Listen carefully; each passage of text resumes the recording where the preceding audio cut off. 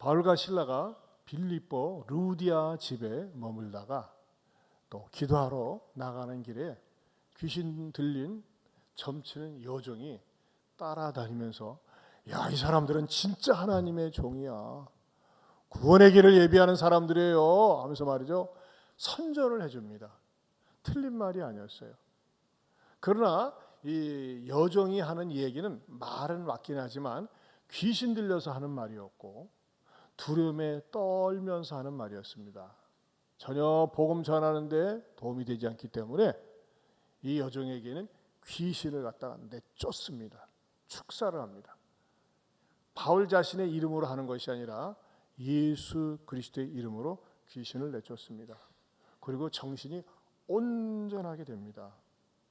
그런데 이 사건으로 말미암아 또 다른 사건이 발생하면서 바울과 실라가 두들겨 맞고 감옥에 투옥되는 사건이 오늘 본문입니다. 근데 여러분들이 귀신이라고 하는 존재에 대해서 무슨 21세기에 귀신이 있어, 귀신 씨알 먹는 소리 하네, 그런 말 하지 않습니까? 씨알 먹는다고 그러나? 여러분, 귀신이 있습니다. C.S. 루이스라고 하는 철저한 무신론자였다가 탁월한 그리스도인으로 회심을 한 그 신학자인 C.S. 루이스가 그런 말이 있습니다. 현대 과학의 세계에서 귀신이 없다고 하는 사람들은 귀신에 점령될 위험성이 많다 그랬어요. 여러분, 두 부류의 사람들이 귀신에게 노출되고 귀신에게 점령될 가능성이 있습니다. 첫째는 어떤 사람인 줄 아세요? 귀신하면 무서워서 벌벌 떠는 사람. 귀신에게 점령될 수 있어요? 또 하나는요, 귀신에 대해서 무시하는 사람이에요. 무시하는 사람. 그런 건 없어. 아니, 무시하는 사람. 무시하는 사람도 귀신에게 노출될 수 있어요. 귀신에 대해서 벌벌 떠는 사람도 그렇고 귀신이 없다고 하는 사람도 그렇습니다. 그래서 제가 지난 시간에는 이 귀신이 요즘은요, 문화를 입고 들어와요. 문화를 입고 들어오는데 그 문화라는 게 뭡니까? 죄성이 독한 문화입니다. 귀신이 어떻게 들어옵니까? 중독 현상으로 나타납니다. 여러분, 중독이 잘 끊어지지 않습니다. 잘 듣지 않습니다. 그렇게 다양하게 들어오는데 오늘 성경에 등장한 귀신은 일단은 점치는 귀신, 용케 점치는 귀신으로 나타나서 역사를 일으켰는데 바울이 쫓아내줍니다. 그런데 우리가 일반 상식적으로 알고 있어야 될 게 있는데 그건 뭐냐면요, 사람과 귀신의 차이를 분명히 알아야 된다는 것입니다. 사람과 귀신의 차이. 무슨 말이냐? 우리는요, 어떤 사람에게 싹 귀신이 들어가지 않습니까? 그럼 귀신이 들어간 사람은요, 귀신이 들어간 행동을 합니다. 제정신이 아니니까. 저는 전에 천사 귀신 들린 젊은이하고 이렇게 생활을 한 적이 있어요. 제가 포천에서 일할 때였었는데 그 목사님 댁에 그 어느 목사님, 그 일동에 있는 어느 목사님 댁에 그 귀신을 내쫓기 위해서 같이 생활을 했었어요. 생활을 하면서 자꾸 기도하는데 천사 귀신이 왜 천사 귀신이야? 남한테 절대 해를 끼치지 시작하고 늘 웃어. 특히 좋은 사람들한테 하면서 웃습니다. 근데 어떻게 천사 귀신이 들어갔느냐? 얘가 고등학교 3학년 때 공부를 안 하고 딴짓하니까 엄마가 기도원을 데리고 왔어요. 근데 1, 2부 때는 이 얘기를 전혀 못했어요. 시간적 여유가 없어서 3부 때는 좀 여유로움이 있으니까는 이렇게 또 합니다. 3부가 좋은 게 그래서 좋아요. 어떤 사람은 길어서 싫다는 사람이 있지만은 목사님이 또 여러 가지 다양하게 또 이렇게 안 한 얘기를 해서 좋다는 분도 있어요. 이런 분들은 3부로 오세요. 기도원에 데려가는데 엄마는 기도파예요. 기도하는데 얘가 불 받아야 산다. 불 받아야 공부한다. 글쎄, 불 받아야 공부도 아니고 공부는 자기가 해야 됩니다. 근데 얘가 가기 싫었어요. 나는 기도원 싫어요. 무서워요. 한밤중에 그것도. 근데 한밤중에 기도원에 들어가서 엄마는 연락에 기도하는데 기도원에 가서 제가 귀신을 받았어요. 여러분, 기도는 함부로 가는 거 아니에요. 기도는요, 영들의 역사가 많습니다. 그리고 기도원에는요 하나님의 성령의 역사도 있지만 귀신의 역사도 강한 곳이에요.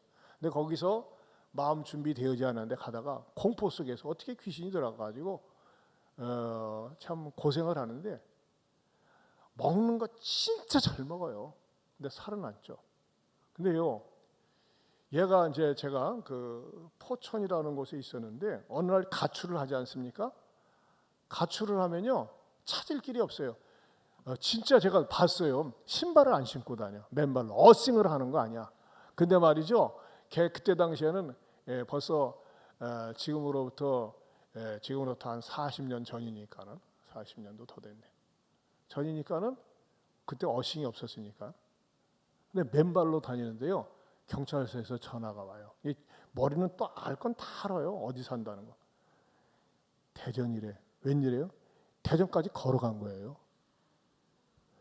진짜요. 불가사의한 거가 축지법을 쓴 것도 아니고 그렇다고 버스를 탈 줄도 몰라. 근데 귀신이 딱 들어가니까요. 그 귀신의 능력 속에 의해서 사는 거예요. 귀신은 여러분 존재합니다. 하지만 여러분 따라서 귀신을 두려워할 필요 없습니다. 전에도 말씀드렸죠. 예수 그리스도를 모시고 사는 사람 속에는요. 귀신이 감히 때로는 쳐다보지도 못합니다. 건들지도 못합니다. 아멘입니까? 따라서 합시다. 귀신이 나를 건들지 못하고 쳐다보지도 못한다. 아멘입니까? 왜? 내가 하나님의 자녀인 것을 알면 귀신이 놀란다니까요. 여러분 지난번에도 말씀드렸잖아요. 믿음도 없는 사람이 점집에 갔어요. 교회는 다니는데 아줌마 못 들어왔어. 교회 다니면서 귀신을 알아봐요. 얼마나 창피했는지 몰라요. 자기 믿음이 없어서 갔는데 그렇게 알아보고 그러면 건들지 못한다는 겁니다. 그러나 시비를 걸면 붙습니다. 그러나 알아본다는 거예요. 자, 제가 뭘 말씀드리고 싶냐면요. 이걸 말씀드리고 싶어서요. 그래요. 귀신 들린 사람하고 귀신이 또 다른 인격이란 말이에요. 귀신의 영의 인격이란 말이에요. 근데 귀신이 사람에게 들어가는데 종종 사람들이 실수하는 거는 귀신이 들어간 사람을 향해서 똑같이 귀신 취급을 하면서 그 사람을 무시하거나 업신여기거나 박대할 수 있다는 것입니다. 여러분 귀신이 들어간 사람도 하나의 인격입니다. 중요한 건 그 사람에게 귀신이 들어갔는지 때로는 이 사람이 정신병자인지 이걸 구분해야 되는데 때로는 그걸 구분 못하는 경우가 있어요. 목사도 구분 못하고 의사도 구분을 못합니다. 이게 귀신이 들어간 건지 정신병자인지. 그래서 이런 부분에 대해서 제가 여러분에게 제대로 오늘 좀 분별하러 가르쳐드리고 싶은데 오늘 성경에서도 먼저 우리가 확인할 수 있는 것은요. 어떻게 귀신을 쫓는지 보십시다. 18절 말씀 같이 한번 읽어보겠습니다. 같이 봅니다. 이같이 여러 날을 하는지라 바울이 심히 괴로워하여 돌이켜 그 귀신에게 이르되 예수 그리스도의 이름으로 내가 내게 명하노니 그에게서 나오라 하니 귀신이 즉시 나오니라. 보세요. 그 귀신에게 이르되 그랬어요. 그 여종에게 이르되 그러지 않았어요. 여종에게 일단 귀신이 들어간 거예요. 그러니까 그 귀신에게 이르되 예수 그리스도의 이름으로 내가 네게 명하노니 뭐예요? 그에게서 나오라 그랬어요. 성경에는 여성을 전부 그라고 표현을 하고 있습니다. 그에게서 나오라 하니 귀신이 쑥 나온 겁니다. 그렇죠? 그러니까 귀신이 나왔어요. 귀신이 나오니까 제정신이 되겠죠. 자, 그런데 여러분들이 일상적인 생활을 하면서 우리 교회도 때로는 귀신 들린 사람인지 정신질환자인지 이렇게 딱 이렇게 표시가 나는 사람들이 있어요. 그렇다면은 여러분들이 그냥 일반적으로 알아두면은 그냥 좋겠다 싶은 귀신 들린 자하고 정신질환자하고 차이점이 무엇인지, 좀 용어를 갖다가 정신병자라고 하지 않고 그냥 정신질환자로 해서 정신병자나 정신질환자나 같은 말인데 일단은 귀신 들린 자하고 정신질환자하고 차이가 있다는 것입니다. 여러분들이 오늘 좋은 거 배우네 하면서 메모하려고 하는데 메모할 생각은 하지 마시고 쫙 들으세요. 또 메모를 영 하고 싶으면은 설교 끝난 다음에 유튜브를 들어가서 다시 들으시면서 메모를 하고 유튜브를 다 들은 다음엔 반드시 구독과 좋아요를 눌러야 됩니다. 자, 귀신 들린 자하고 정신질환자가 예수님에 대한 태도가 어떨까요? 한번 같이 읽어보겠습니다. 쭉 읽으시면 돼요. 시작. 정신질환자는 예수님을 혐오하지 않는다. 그냥 관심이 없을 때가 많다. 때로는 건성으로 듣는다. 귀신 들린 자는 예수님을 극도로 싫어하거나 두려워한다. 네, 우리 교회 종종 정신질환자가 오세요. 오늘 같은 때 그 어머니가 한 번씩 오시는데 오늘 안 오셨는데, 정신질환자는 예수님을 혐오하지 않습니다. 근데요, 관심이 없어요. 말씀을 전하는데요, 절대 집중해서 듣질 않습니다. 건성으로 듣습니다. 정신질환자 그래요. 그러나 귀신 들린 자는요, 예수님을 극도로 싫어합니다. 예수님 소리도 싫어합니다. 그래서 소리 지르는 거예요. 그러면서 두려워한다는 것입니다. 그러니까 이게 정신질환은요, 초점을 두질 않습니다. 가만히 설교를 할 때도 보면요, 이 강대상 앞에 초점을 두질 못해요. 말씀을 듣지 않고 그냥 관심이 없어요. 건성으로 듣습니다. 여러분 옆에 정신질환자가 있나 보세요. 건성으로 듣거나 관심이 없어요. 이게 정신질환자일 가능성이 많습니다. 자, 두 번째는요, 논리적인 대화는 어떤지 아십니까? 같이 읽어봅니다. 귀신 들린 자는 논리가 탁월하며 아는 것이 굉장히 많다. 대부분의 정신질환자는 논리가 엉성하거나 횡설수설하거나 비현실적이다. 사실입니다. 굉장히 아는 게 많아요. 영적인 세계이기 때문에. 막 때로는요, 무슨 생각 오는지 알고 그런다니까요. 그러나 정신질환자는 말이 앞뒤가 맞지 않고 횡설수설합니다.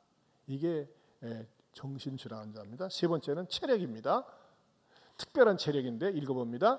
귀신 들린 자는 종종 엄청난 괴력이 있다. 그러나 정신질환자는 굉장한 힘은 없고 유약하다. 때론 밥도 거의 먹지 않는다. 이 정신질환은요, 질환자 밥을 잘 안 먹어요. 제가 어떤 자매도 하는데 밥을 며칠 동안 안 먹었대요. 밥맛이 없대. 너무 딱해요. 그런데 그러다 보니까 힘이 없어요. 그러다 보니까요, 정신질환자는 잠을 잘 못 잡니다. 아주 불면증에 시달리는 그런 특징이 있습니다. 네 번째로는 특별한 영적 능력을 살펴보면요, 귀신 들린 자는 점쟁이처럼 사람의 생각을 들여보거나 과거 또는 미래에 대한 그럴듯한 이야기들을 할 수 있다. 그러나 정신질환자는 이런 영적 능력은 없다. 네, 이렇게 딱 차이가 납니다. 그다음에 다섯 번째로 탁월한 공격적 거짓말을 합니다. 귀신의 특징 중 하나가 거짓말이다. 이는 주변인들의 마음을 들었다 놨다 하며 심정과 영혼을 파괴한다. 그러나 정신질환자는 거짓말로 사람의 영혼에 상처를 주지 못한다. 네. 그다음에 다섯 번째는요. 이런 건 있어요. 이건 제가 이렇게 직접 보고 경험 속에서 나오는 이렇게 정리한 거예요. 정신질환자는 거짓말로 사람의 영혼에 상처를 주지는 못하는데 가족이 너무 가슴이 아파요. 자, 어떻게 하면 될까요? 이제 뒷부분에 나옵니다. 그다음에 여섯 번째는 이중적 실존입니다. 귀신 들린 자는 또 다른 영적 자아가 지배권을 휘두르며 그 몸을 이용해서 말한다. 이때 귀신 들린 자는 자기 몸 안에 귀신의 존재를 인식하기도 한다. 그러나 정신질환자는 자신의 인격과 하나 되어 몸으로 대화한다. 네, 정신질환자는 자신의 인격과 똑같습니다. 하나가 되어 있습니다. 정신질환자입니다. 환자입니다. 그다음에 일곱 번째는요, 정신질환자는 특정 약 복용으로 증세의 호전이 있을 수 있지만 귀신 들린 자는 그렇지 않다. 네, 그다음에 치료 시간이 있습니다. 치료 시간은요, 귀신 들린 자는 즉시 귀신 들리거나 귀신이 나가면 즉시 치료되거나 하지만 정신질환자는 서서히 나빠지거나 서서히 호전된다. 네, 여러분 우리 주변에 정신질환자들이 참 꽤 있어요. 근데 이런 분들은요, 치료를 받으셔야 돼요. 예수님도요, 의사를 인정했어요. 병든 자에게라야 의원이 필요하고 건강한 자에게는 의원이 필요 없다 말씀하신 것처럼 2000년 전에도 의료 행위를 존중히 여기셨어요. 여러분 정신질환자를 갖다가 숨기거나 그럴 필요가 없어요. 요즘 보면요, 정신질환자가 우울증, 조증, 공황장애, 조현병 이런 거 있지 않습니까? 여러분 이것을 갖다가 막 정죄시하면 안 돼요. 제가 아는 아주 존경하는 그런 어떤 목사님도 미국에서 크게 목회를 하는데 그분이 공황 장애가 와가지고 막 자살 충동까지 느낄 정도로 힘들었대요. 최근에 들었는데 자기가 그 병에 걸렸을 때에 지금처럼 좋은 약이 나온 것을 먹었다라면 진정 회복되었을 것이다. 그렇게 고백한 적이 있어요. 그러니까 여러분들이 이런 질병에 대해서는요, 약을 드시고서 그 다음에 몸을 자꾸 보호하는 것이 필요하지.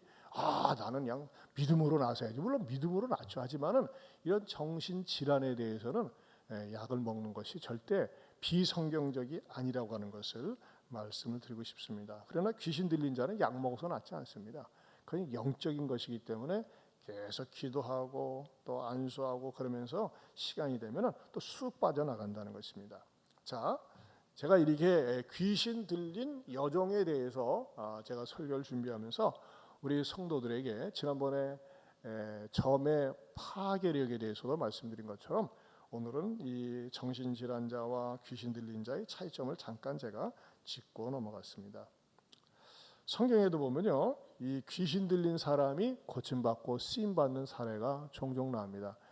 귀신이 들어간 사람은요, 일단 얼굴 표정이 다릅니다. 귀신 들린 사람은요, 거의 공통적으로 사납고 무섭습니다. 내용이 아니기 때문에. 그리고 귀신이 그 사람을 통제하고 지배하고 다스리기 때문에 그렇습니다. 성경 가운데에서도 성경에서 아주 막강한 귀신이 들렸던 여인이 있습니다. 막달라 마리아라고 하는 여인입니다. 이름이 막달라, 아무거나 막달라다 보니까는 7 귀신이 달라붙어 가지고 정말 완전히 사람을 뒤집어 놨는데 예수님을 만나서 귀신이 싹 빠져나가고 온전한 정신으로 살았습니다. 막달라 마리아는. 그래서 예수님께 충성하고 교회에 헌신하고 예수님이 십자가에 못 박혔을 때 다른 남자들은 다 도망가는데 이 여인은 끝까지 남아서 있었고, 또 예수님이 부활하셨을 때 제일 먼저 찾아갔고 제일 먼저 만나주신 여인이 막달라 마리아라고 하는 것입니다. 그만큼 귀신이 들어갔다가 귀신으로부터 해방됐을 때는 제대로 된 사람이 되는 것입니다. 자, 그런데 우리 하나님께서는요, 모든 사람들이 하나님의 형상으로 지음을 받았기 때문에 자신의 생존권뿐만 아니라 인간성을 회복해서 살기를 원한다는 것입니다. 그런데 오늘 성경에 등장하는 이 여종은 분명히 귀신이 들어갔었습니다. 귀신이 들어가서 점을 쳐도 신통방통하게 쳤습니다. 근데 여러분, 무당들도 그렇고 점쟁이들도 그렇지만요, 그 사람들 힘들려가지고 접신돼가지고 점을 치잖아요. 수입이 짭짤합니다. 돈방석이 않는다고 그래요. 그런데 이 여종은 자기 수입이 되질 못했습니다. 이 여종은 노예였기 때문에 노예의 주인들이 그 수입을 착취하다시피 가지고 있었다고 하는 것입니다. 그런데 왜 바울이 왜 걷는 겁니까? 걷는 게 아니죠. 바울을 쫓아다니면서 계속해서 정말 복음에 도움이 되지 않는 얘기를 하니까 이 여종으로부터 귀신을 내쫓아졌습니다. 그렇다면요, 귀신 들리면 이상한 행동을 하고 뭐 맨날 점만 칩니까? 막 괴이한 행동도 하고 소리도 지르고 가니까 정신이 들어왔을 때 할렐루야 놀렐루야 드디어 사람 됐구나 할 텐데 어떻게 하십니까? 분노를 했습니다. 분노. 화를 냈어요. 아니 왜 귀신을 내쫓았어? 하면서 화를 냈어요. 왜 그랬을까요? 두 번째는 수익의 소망이 끊어진 것 때문에 그랬다는 것입니다. 어디 나와 있습니까? 19절을 봅니다. 펜을 들고 밑줄 칠 준비하세요. 중요합니다. 19절에 여종의 주인들은 자기 수익에 소망이 끊어진 것을 보고, 그다음 밑줄 쫙 치세요. 자기 수익에 소망이 끊어진 것을 보고 12월 달 수능고사에 나올지 모릅니다. 왜 여종의 주인들이 화를 냈나요? 하면서 수익의 소망이 끊어진 것을 보고 그랬어요. 이 여종의 주인들은요, 인권에 대해서는 전혀 관심이 없었습니다. 인간의 존엄에 대해서는 관심이 없었습니다. 이 노예 주인들은요, 자기네들이 분노해가지고 이 바울과 실라를 잡아서 장터로 끌고 가가지고서 옷을 벗기고 매질을 하고 감옥에 둔 것을 갖다가 당연하게 생각을 했습니다. 왜냐? 이 자기네들의 분노는 정당한 권리라고 생각을 한 것입니다. 특별히 귀신 들린 여종을 통해서 수입을 얻는 것은요, 신성한 수입이라고 생각을 했어요. 신성한 수입이다. 왜 그런 줄 아십니까? 당시에 이 로마인들이 많은 신들을 섬겼었는데, 우리가 알고 있는 제우스 신, 바카스 신, 술의 신, 바카스 신 있지만, 이 여종에게 들어간 신은 치료의 신이라고 그래가지고 소위 아폴론 신이라고 그랬습니다. 아폴론 신이 들어가는데, 이 사람들이 생각할 적에 아폴론 신이 들어가서 말하자면은 점쟁이 신인데, 이 점쟁이 신 아폴론 신이 들어가 가지고서 남의 것을 갖다 용케 알아맞혔는데, 이 신을 쫓아냈으니까요, 얼마나 화가 나겠습니까? 그것도 자기네들이 지배하고 있는 유대인들이 믿는 그 신의 이름으로 쫓아낸 거예요. 그 신이 뭡니까? 예수 그리스도라고 하는 하나님의 아들의 신입니다. 근데 문제는 뭡니까? 왜 화가 난 겁니까? 자기네들이 믿는 아폴론 신이 능력이 있으면요, 이렇게 해도 되잖아요. 다시 들어가라. 예수 그리스도 이름으로 쫓아내는 건 헛방이다. 다시 들어가라. 들어가십니까? 귀신인데. 또는요, 예수 그리스도 이름으로 내쫓았기 때문에 예수 그리스도를 대적하면 돼요. 자기네들이 신이 크면요. 근데 대적할 수 있는 능력도 아무것도 없었다고 하는 겁니다. 왜? 이 자기네들이 믿는 신은 잡신이고 귀신이기 때문에. 그러다 보니까는 자기네들이 신을 불러가지고 신끼리 싸우게 할 수 있는 능력이 없다 보니까 기껏 할 수 있는 게 뭐예요? 만만하게 보이는 게 사람이잖아. 사람인데 뭐예요? 바울과 실라는 유대인들이고, 이것들은 뭐예요? 자기네들은 우월민족인 로마인 시민이거든. 아니, 이것들이 어디 와가지고 설쳐 해가지고서 말이죠, 이 유대인들을 잡아다가 고발을 했는데, 어떻게까지 고발을 했습니까? 22절에 보면요, 무리가 일제히 일어나 고발했다 그랬어요. 무리가 일제히 일어나. 여러분, 자 생각을 해보세요. 귀신 들린 여종으로부터 귀신을 쫓아내줘서 손해를 본 것은 이 귀신 들린 여종을 고용한 주인 두 사람이에요. 주인들이라고 했으니까. 이거는 뭡니까? 남의 일이야, 남의 일. 근데 남의 일인데 왜 무리들이 달라붙어 가지고 같이 고소를 하냐 이거예요. 아니, 당신들 일인데 말이지, 왜 우리들하고 우리가 상관없어, 이렇게 할 수 있잖아요. 여러분, 남의 싸움에 내가 참여할 이유가 있습니까? 남이 고소하는데 내가 참여할 이유가 없잖아요. 어디까지나 귀신 들린 여종의 사건인데, 보세요, 무리들이 일제히 일어나 고발했다 그랬어요. 22절에 안 보입니까? 다시 한번 보세요. 22절에 무리가 일제히 일어나 고발했다. 여러분, 왜 이게 가능했을까요? 당시에 문화적이고 시대적인 상황을 이해해야 됩니다. 그건 뭐냐면요, 대부분의 그때 모든 사람들은 빌립보성에는요, 로마 시민들이 살고 있다고 그랬습니다. 그럼 로마 시민들의 주 업종이 뭘까요? 노예를 거래하는 것입니다. 노예를 사고 팔고 고용하고 노예를 통해서 수익을 얻고 있었습니다. 그런데 뭡니까?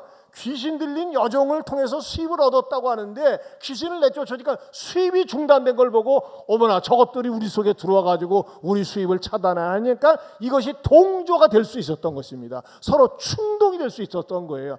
왜 저 유대인들이, 우리의 지배를 받는 저것들이 감히 우리 로마 시민의 사회를 갖다가 건드려, 그래가지고서 분노할 수밖에 없었고, 같이 부하내동이 되어서 이 바울과 실라를 잡아들였다고 하는 것입니다. 어떻게까지 발전을 합니까? 19절에 보면요, 19절을 보세요. 중반절에 보면 바울과 실라를 붙잡아 장터로 관리들에게 끌어갔다 그랬어요. 장터. 장터라고 하면요, 요즘 우리 식으로는 파출소, 지구대 정도 수준입니다. 근데 이것 때문에 양이 안 차니까는 어떻게 했어요? 20절에 보면요, 상관들 앞에 데리고 가서 말하되 그랬어요.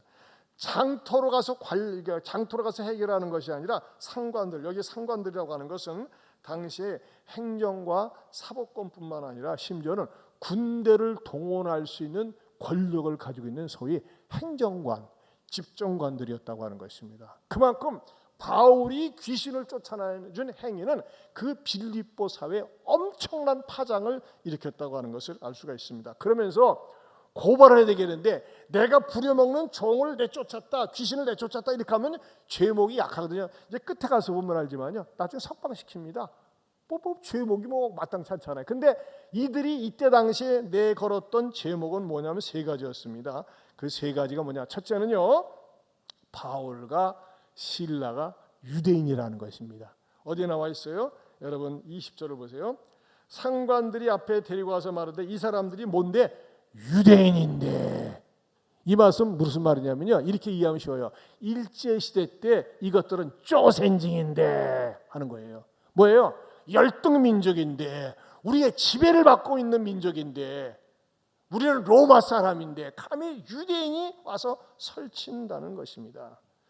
특별히 그때 당시에 로마 사람들은 유대인들을 굉장히 싫어했습니다. 왜 싫어했느냐? 종교적인 감정이 있었어요. 그때 당시에 유대인들은 루디아도 예수님을 받아들이기 전에 하나님을 믿었거든요. 근데 그 하나님은 어떤 하나님입니까? 유일신 하나님입니다. 유대교는요, 지금도 삼위일체 하나님을 받아들이지 않습니다. 예수님을 받아들이지 않습니다. 유일하신 창조주 하나님을 받아들이는데, 그 창조주 하나님을 믿는 유대인들의 의식 속에는 뭐가 있느냐? 나머지 다른 종교에서 믿는 신들은 잡신들이라 이거예요. 그러니 얼마나 기분이 나쁘겠습니까? 그래서 나중에 이런 감정들이, 종교적인 감정들이 로마인들에게 있다 보니까는 이것이 황제까지 올라가서 클라디오스 황제는 로마에서 유대인을 추방하는 추방령까지 내립니다. 이런 종교적인 감정 때문에. 사도행전 18장 2절에 이렇게 나와 있습니다. 같이 읽어봅니다. 아굴라라 하는 본도에서 난 유대인 한 사람을 만나니 글라우디오가 모든 유대인을 명하여 로마에서 떠나라 한 고로. 네, 쫓아내버렸어요. 유대인들이. 이 정도로 유대인들을 싫어했어요. 어떤 종교적인 감정 때문에. 두 번째는 성을 소란케 했다는 죄목입니다. 성을 소란케 했어요. 귀신을 내쫓아 준 게 성을 소란하게 했다는 겁니다. 한마디로 얘기해서 자신들의 종교나 이익을 건드리는 것만으로도 소란시켰다는 것입니다. 그리고 세 번째는 로마인이 받을 수 없는 풍속을 전했다고 하는 제목입니다. 여러분, 로마인의 풍속은 뭡니까? 로마인은 자유를 추구합니다. 로마인은요, 본능을 소중하게 여깁니다. 본능대로 살아야 돼. 쾌락을 추구합니다. 노예로 태어난 인간은 노예로 살아야 돼. 귀신 들리며 사는 인간은 귀신 들린 대로 살아야 돼. 간섭하지 마. 내가 내 인생의 왕이야, 최고야 하면서 살아야 되는데, 자기네들이 생각하는 이 풍속을 깨트리고 뭐 인권이니 인간성의 회복이니 하면서 말이죠, 귀신을 내쫓아 준 거. 아니, 노예대로 살아야 되는데, 귀신 들린 채로 살아야 되는데 왜 그것을 해방시켜줘?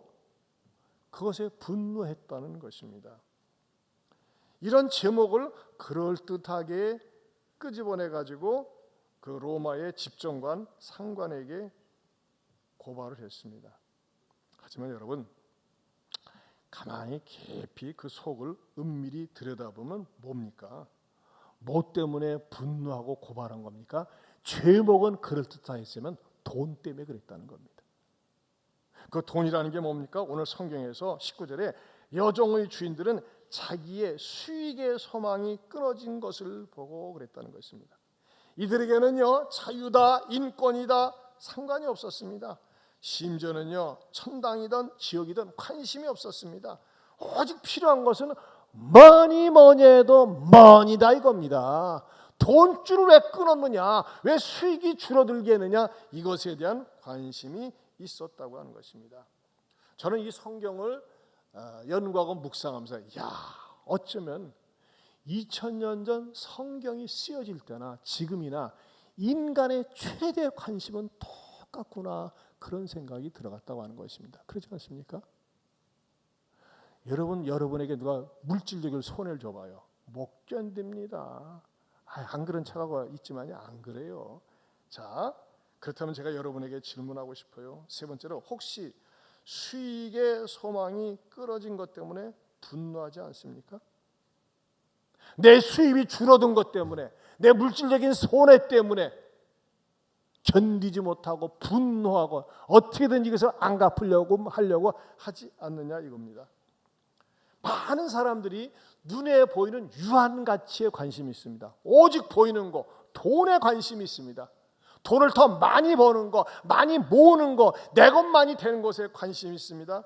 그런데 이것이 빼앗긴다? 견디지를 못합니다.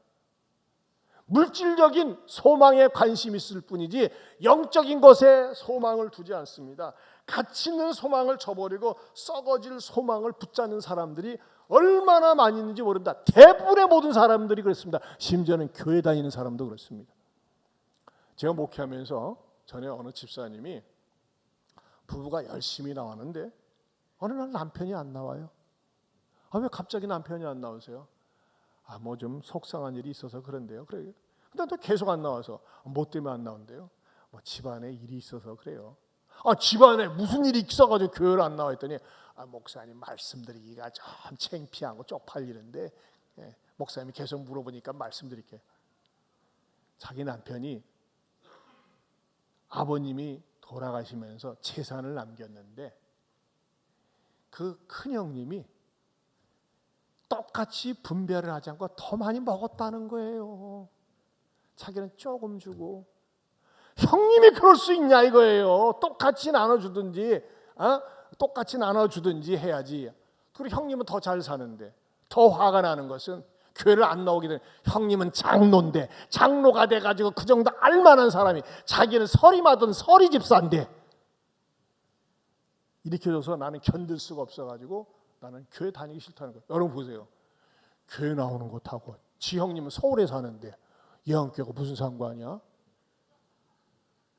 여러분 명심하세요.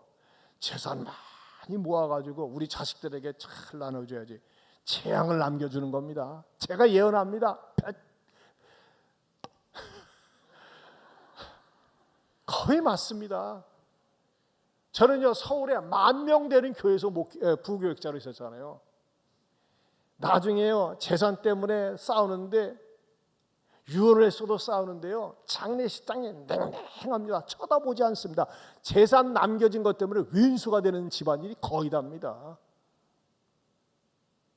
보이는 유한 가치를 무한 가치를 위해서 써놔야 되는데 자녀들에게 나눠주려고 하면서 왼수되고 등지고 사는 사람들이 얼마나 많은지 몰라요.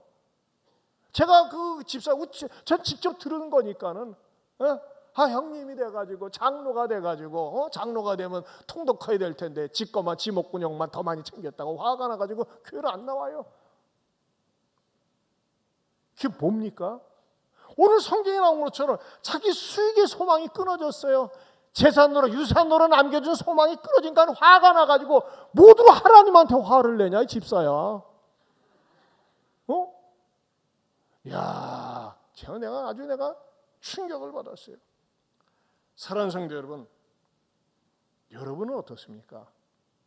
내가 하나님 앞에 신앙생활을 제대로 하지 못하는 것 때문에 우리 아이들이 자녀들이 신앙으로 서지 못하는 것 때문에 분노하거나 화가 나지 않을지언정 돈 몇 푼 때문에 돈벌이 때문에 돈줄이 좀 약해졌다고 돈이 끊어졌다고 그것 때문에 분노하고 신앙생활을 소홀히 하고 멀리하고 있거나 그러진 않습니까? 주일 지쳐가지고서 신앙생활 제대로 하면 주일날 수입이 얼마나 많은데 그것 때문에 돈줄이 좀 적어진다고 떨어진다고 그것 때문에 분노하거나 그래서 예배생활 소홀히 하지 않습니까? 여러분 명심하세요. 돈이라고 하는 건 뭡니까? 돌고 도는 게 돈이에요. 돌아버려. 통장에 아무리 잘 모시고 있어도요 어떻게 사라질지 몰라요. 근데 그것에 목숨을 걸고 그거 좀 적어진다고 이익이 적다고 그것 때문에 실족하고 넘어지고 그래서 생전 11조 하는 게 억울하게 생각하고 그렇게 합니까? 여러분 오늘 성경에 나오는 이 불행한 사람들과 똑같다는 것입니다. 성경은 재물에 대해서 이렇게 가르쳐 줍니다. 어떻게 가르쳐 줍니까? 디모데전서 6장 17절에서 19절입니다. 같이 보겠습니다. 시작.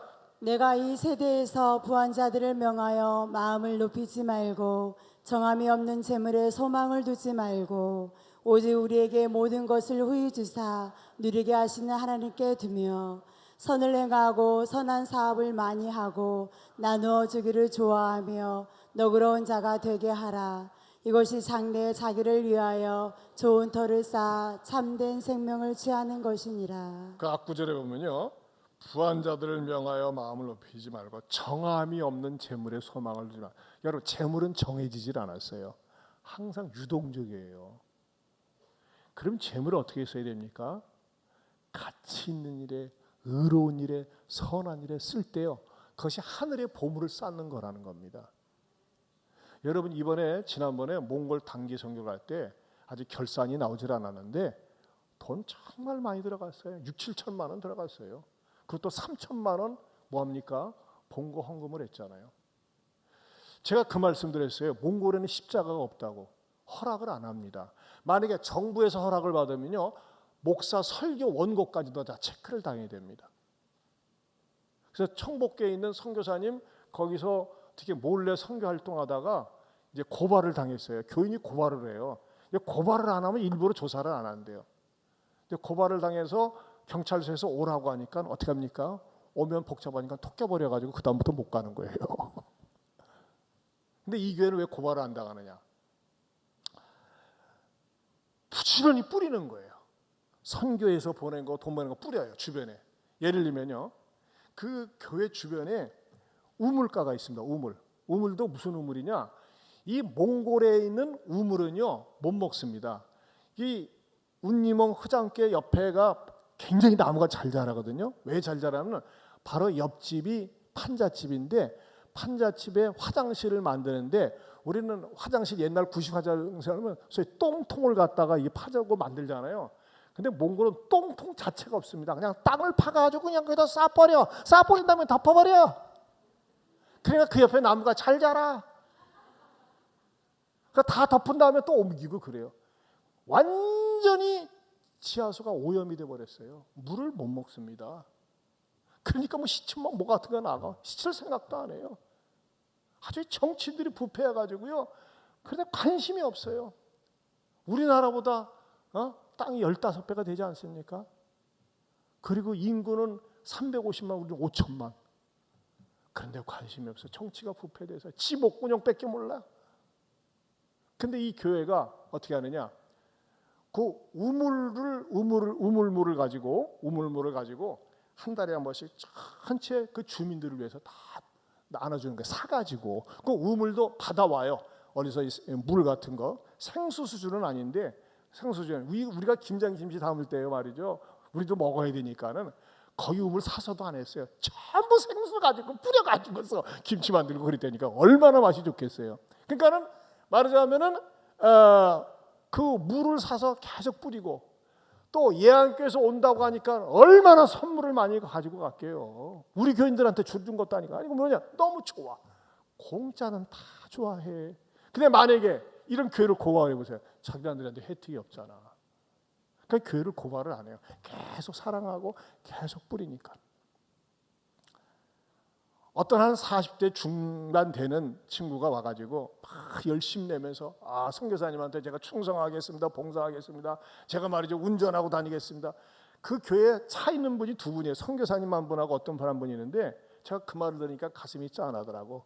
어떤 성도 하나가 얼마나 귀합니까? 이번에 우리가 41명이 갔는데 전도 집회하는 날 애들까지 합쳐서 6명 나왔어요. 한 영혼이 얼마나 귀합니까? 근데 그 자기 교회 근처에 사는 어떤 할머니가 이제 그 멀리 이사를 갔는데 또 교회를 나오고 싶어 하는데요. 그 선교사님은 어떡하겠어요? 근데 그분이 이제 교통사고를 당해가지고 잘 걷질 못해. 그래가지고 그 선교사님이 3시간 태우러 가고 3시간 태워다 준대. 6시간. 진짜입니까? 했더니 어떡하냐고. 그 정도예요. 사람이 없어요. 근데 봉고가 있을 때 한동안 잘했는데 어느 날 봉고도 운전기사도 그 사람도 증발을 해버렸어. 완전히 사라져버렸어요. 승천했나. 없어버려요. 먹고 튄 거야. 그럼 그 봉고 신고도 못한대. 신고하면 교회인 것이 아니까는 끙끙끙 가슴앓이를 하는 거야. 가슴앓이. 그 나중에 또다시 범죄를 저지르다가 경찰서에 잡혀가지고 그 남자의 가족은 또 교회를 나와. 아내도 나오고 애들도 나오고. 그러니까 이 몽골인 나라는 속된 말로 하면 개판이더라고요. 제가 개판 얘기 하나 더 해도 되겠습니까? 생각난 김에 1, 2부 때는 못했는데, 야 진짜 웃기는. 우리는 이웃 사촌 아니에요, 이웃 사촌. 근데 거기는요, 그 이제 땅은 사회주가 이 국가이기 때문에 그냥 어느 때나 들어가서 게르만 치면 돼. 게르는 한 500만 원이면 쳐요. 이 게르 동그래가지고. 그럼 뭐 방도 복잡하잖아요. 그리고 판자를 쭉 둘러요. 판자를 둘러가지고 거기서 살면서 내 집 하면 내 집 되는데요. 근데 이제 이렇게 게르 크게 넓게 잡아가지고 그 안에다 또 하나 게르를 만들어서 월세를 받아먹고 산대. 근데 말이죠, 게르를 쳐가지고 사는데 이웃하고 살잖아요. 이웃하고 절대 친하지 않답니다. 우리는 이웃이 친하잖아요. 내 이웃에게 친해가지고 내가 거기는 이제 이 7, 8월 2달인가 3달은 완전히 방학으로 쉬어요. 그 다 놀러가. 이제 겨울은 너무 추우니까는 저만 안에 들어와 있고. 근데 간다고 얘기를 하지 않습니까? 그러면 한 1개월 동안이라도 어디 간다고 얘기하고 딱 돌아오면요, 자기 게르가 존재 자체가 없답니다. 싹 분해돼 가지고 없어진대요. 다 가져가 버린대. 그 서로 안 믿고 사는 거예요. 완전히 도둑놈 속으래요. 여러분, 그런 데서 목회를 해요. 그런 데서. 그래가지고 본거가 없어가지고 저희한테 진작부터 기도 제목 주고 해서 안 되겠다. 장로님들하고 기도한 다음에 우리가 이제 3천만 원 헌금을 하고 이렇게 전달식을 갖고 오늘 이제 송금을 합니다. 하는데 재미있는 거는 또 그랬지. 성경에서 이거 본 거 또 갖고 가면 어떡해? 이제 조심해야죠. 그런데 어쨌든지 간에 우리가 본 거 또 헌금을 하고 그렇게 섬기고 그러는데, 이렇게 계속 섬기고 나누니까는 교회를 고발하지 않고 교회 나오게 되고 베풀고 나누고. 아까도 말씀드린 대로 서현지 수양관이라는 데는요, 처녀가 단기 선교 가다가 교통사고로 죽었는데 그 수양관이 굉장히 넓어요. 거기에 이 교인들이요, 갈 수가 없어요. 버스 탈 수도 없고 갈 수 있는 돈도 없어. 근데 거기 가는 모든 비용을 우리가 대는 거야. 공짜니까. 거기 가면 선물 주지, 먹을 거 주지. 그러니까 다 왔어요. 거의 뭐 빠짐없이 왔어요. 그게 뭐예요? 여러분들이 드린 헌금을 가지고, 물질을 가지고, 유한 가치를 가지고 무한 가치에 투자한다는 거. 뭐 하기 위해서? 한 영혼을 구하기 위해서. 사랑하는 성도 여러분, 저 시간이 갔습니다만은 제가 이 또 전과자가 하나 있다고 그래가지고 못된 놈이야, 아주 못된 놈이야. 아주 자기 어머니를 패고 어머니가 교통사고로 2달이 못 쓴다는데, 사지 멀쩡한 자식이 말이지 일도 제대로 안 하고. 그런데 그래도 어떻게 쫓아가가지고 이놈에게 간절하게 복음을 전하고, 그래서 나중에는 뭐 교회 한 번도 안 나온다고 했는데 교회도 나온다고 얘기하고 유리 집회 때 왔었어요. 2번이나. 그 사진 좀 잠깐 보여주세요. 가가지고 바로 이 가운데 서는 놈인데, 이 새끼가 사지가 멀쩡해. 근데 그냥 지 어머니 걸 뜯어먹고 살고 있더라고. 참, 아무튼 이 의식들이, 생각들이 굉장히 잘못돼요. 여러분, 이것을 바꿀 수 있는 것은 복음밖에 없습니다. 근데 여러분, 복음 말로만 가면 되겠어요? 물질이 가야죠.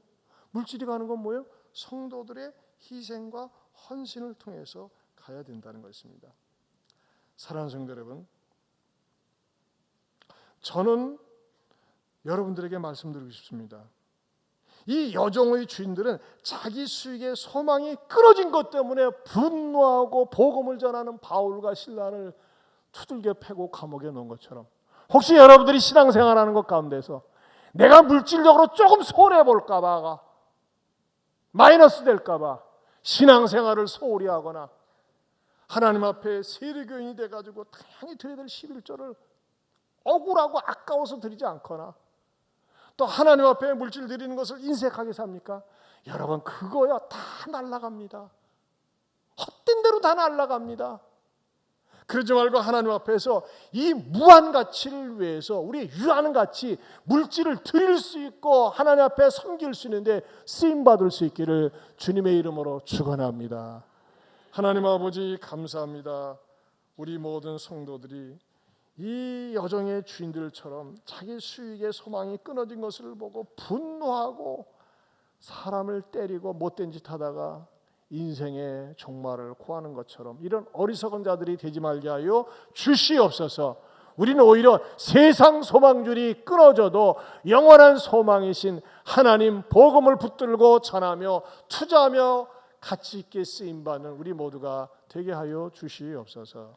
예수님 이름으로 기도하옵나이다. 아멘. 다 같이 일어서서 주의 은혜의 힘을 나는 아네. 주 나의 모습 보내 상한 나의 마음 보시네. 주 나의 모습 보내 상한 나의 마음 보시네. 주 나의 눈물 안에 홀로 울던 마음 주 사랑 내게 있네. 사랑 내게 있네. 그 사랑이 날 채우네. 주는 내게 있네. 그 은혜로 날 세우네. 두 손 들고 세상 소망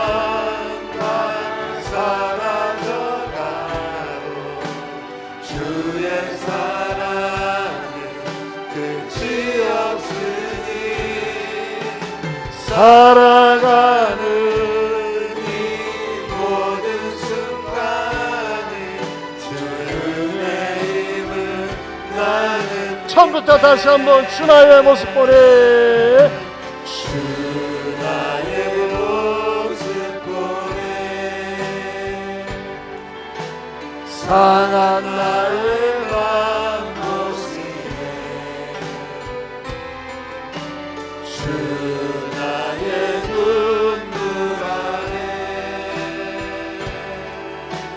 홀로 울고 남아시네. 주 사랑 내게 있네. 그 사랑이 날 채우네.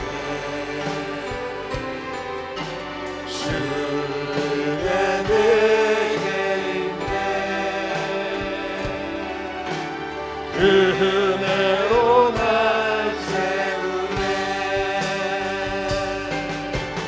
세상 소망 다 사라져가도 주의 사랑에 끝이 없으니 살아가는 이 모든 순간에 주의 힘을 나는 세상 소망 사라져가도 세상 소망 다 사라져가도 주의 사랑에 끝이 없으니 살아가는 이 모든 순간에 주의 은혜의 힘을 나는 믿네. 여러분 몽골을 욕할 수 있습니까? 우리나라도 그랬어요. 얼마나 부정부패가 심하고 더럽고 가난하고 추악하게 살았습니까? 전 세계에서요 가장 가난한 나라 가운데 하나가 대한민국이었습니다. 주 은혜로 여기까지 왔습니다. 복음 때문에 이것을 누리는 것입니다. 얼마나 감사합니까? 하나님 감사합니다. 주 은혜로 우리가 이만큼 삽니다. 주 은혜로 자유민주주의 국가에서 축복을 누리며 삽니다. 하나님 인색하게 살지 않겠습니다. 나로 하나님 앞에 드리며 나누며 살겠습니다. 여러분 특별히 몽골 운니몽 허잠교회를 위해서 기도해 주세요. 때로는 선교사님들이 얼마나 낙심하는지 몰라요. 여러분 생각해 보세요. 한 대밖에 없는 그것도 중고 봉고차 가지고 튀었을 때 얼마나 낙심이 되겠어요. 그러면서도 고발도 못하고 나중에 딴짓거리 하다 잡혔어요. 근데 다 공중분해가 된 거예요. 그런 환경 속에서 사역을 하는 우리 김보선 선교사님, 저희들이 가가지고 너무너무 용기와 힘을 얻었는데 하나님 이번에 뿌린 복음의 씨앗이 헛되지 않게 하시고, 하나님 우리나라도 옛날에 그렇게 살았는데 하나님 이런 축복을 누립니다. 이 축복받은 거 나 혼자만 이렇게 골물처럼 모아놓는 것이 아니라 나도 하나님 앞에 충성하며 드리며 나누며 살겠다고 이런 고백하라는 기도를 하겠습니다. 우리 주여 한번 부르고 기도합니다. 주여, 하나님 아버지 감사합니다.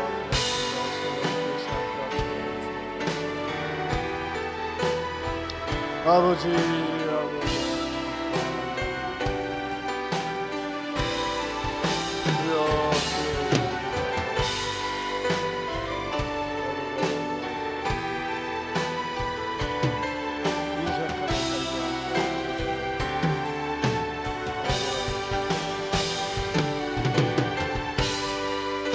하나님 아버지 감사합니다.